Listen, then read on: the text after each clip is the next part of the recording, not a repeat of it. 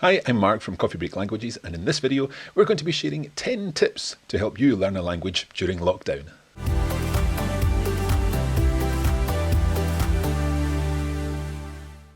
Things are definitely a little bit strange just now, but we thought we'd put together this list of tips and tricks to help you learn a language during this strange time. Now, perhaps language learning is far from your mind at the moment, and that's absolutely fine. There will be a chance to get back to it in the future. But if you are looking to learn a language while we're in lockdown, then hopefully these tips will help you.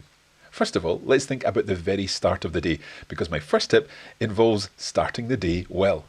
As you're getting ready for the day, perhaps having a shower, why not think through what you're going to do during the course of the day? That may be something like clean the garden, or read a book, or watch some TV. But tell yourself what you're going to do in the language that you're learning.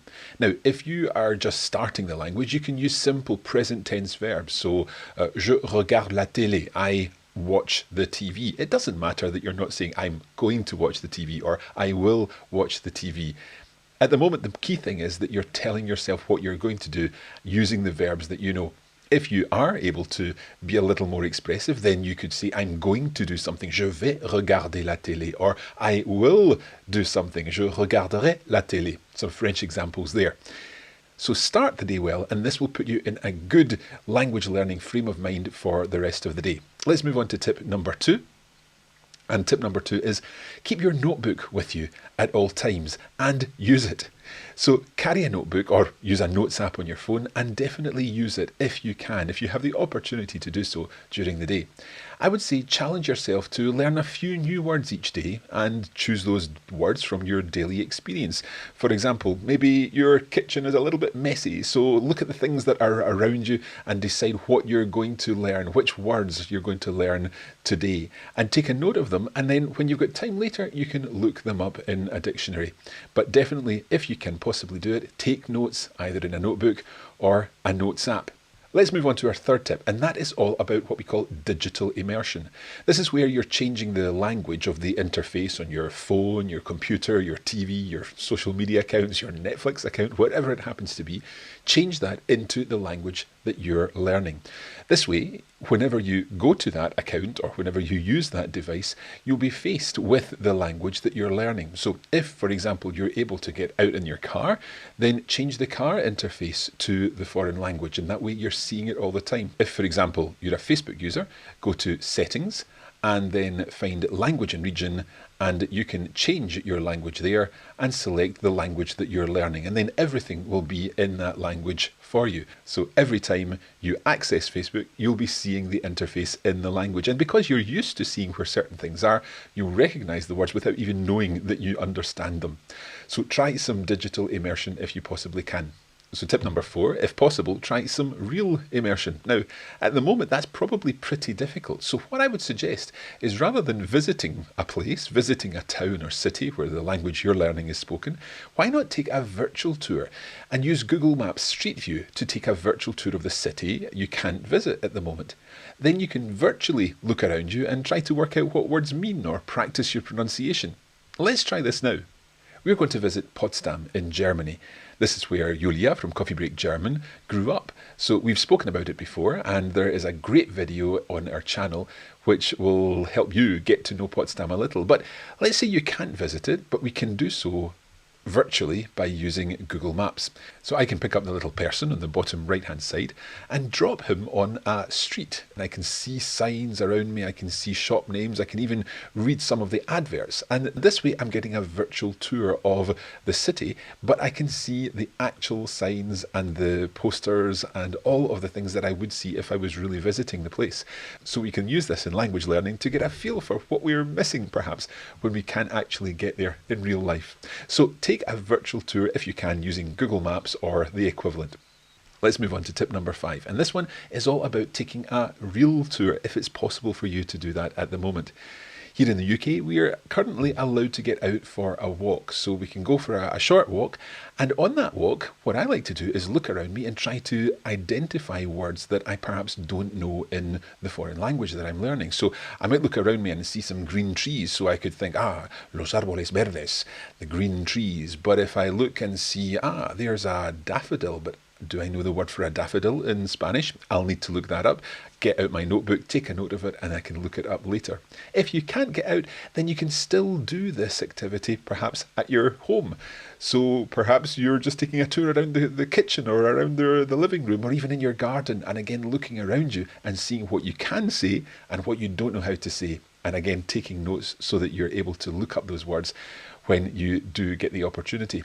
Now, we've got a video all about how language learning can be a walk in the park on our YouTube channel. So make sure you follow that link in the description afterwards, and that will give you some more information about how you can take a real tour and use what you see around you to practice your language skills. Tip number 6 is all about getting other people involved in your language learning. And that may be the people that you're living with, or if you live alone, then the people that you're communicating with, perhaps by Skype or FaceTime or Zoom. Get them involved and talk about the language that you're learning, perhaps even teach them something. Or if, for example, you're preparing food, you're preparing dinner like this family here, then perhaps you can talk about the words and phrases that you're using and help them learn these new items of vocabulary and build an interest in the language the same way you have that interest in the language. Tip number 7, to help you get the most out of language learning at the moment, try to use every opportunity to learn a language. Whether you're working out at home, taking a walk in your local neighbourhood, or just relaxing, then you can access the learning content that works best for you and use it when it suits you best. That may be podcasts, it may be apps, it may be content on Netflix. There's so much out there that you can use in your downtime or in your time that you're doing something else, like you're exercising or you're out a walk. Use that time to improve your language skills using the content that's available to you. Tip number 8, I'd like you to track your successes. So when you're using your notebook to take some notes about the language you're learning, also keep a record of what you're learning. So this will help you see your progress. A few short bursts of learning each day can really add up to significant amounts of learning. So it's important to really try to use all the opportunities that you have, but also to take a note of them. So track your success, track your learning, even if it's just writing down 5 minutes spent on Duolingo today, 5 minutes listening to a podcast, 10 minutes watching a YouTube video.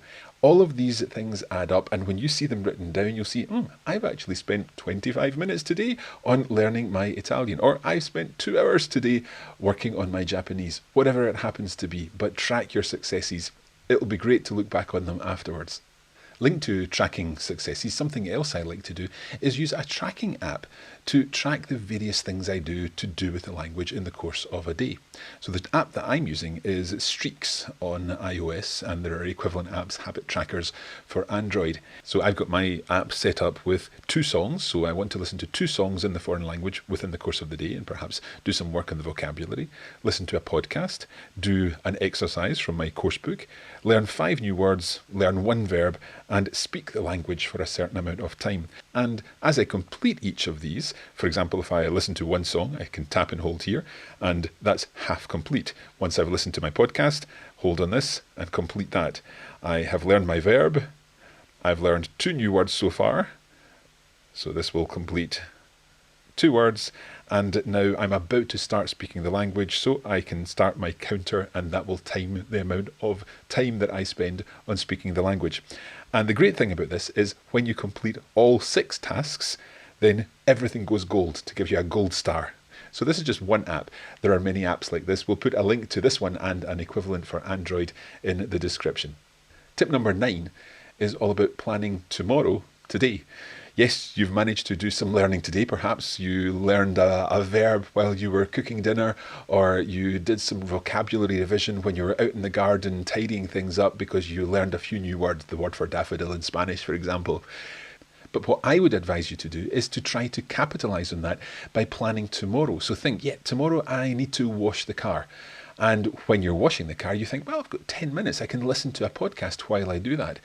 Or perhaps you're thinking, I want to bake a cake tomorrow. Okay, why not try to find a recipe for the cake in the language that you're learning? And then that way, when you're using that recipe, you're learning the language at the same time as baking the cake. But the key is in the planning. So set aside that time. Perhaps you want to allocate times in the day when you want to do this. You know when you're going to have to do these different things, wash the car, bake the cake, and so on. So use that time and plan that time ahead. Identify some short sessions and then you can include them in tomorrow's learning.